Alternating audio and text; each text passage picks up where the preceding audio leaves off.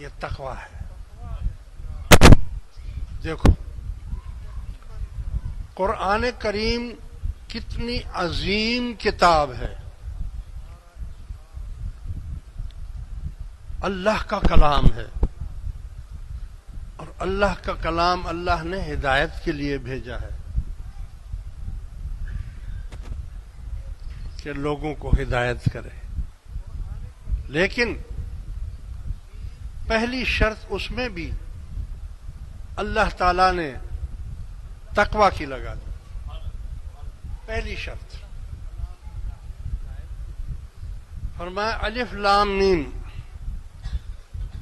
ذالک الکتاب، یہ وہ کتاب ہے ہدی للمتقین، یہ ہدایت کرتی ہے کس کو؟ متقی کو، جو تقوی رکھنے والے لوگ ہیں. یہ ان کو ہدایت دے گی. جو متقی نہیں ہے یہ قرآن بھی ان کو فائدہ نہیں دے گا.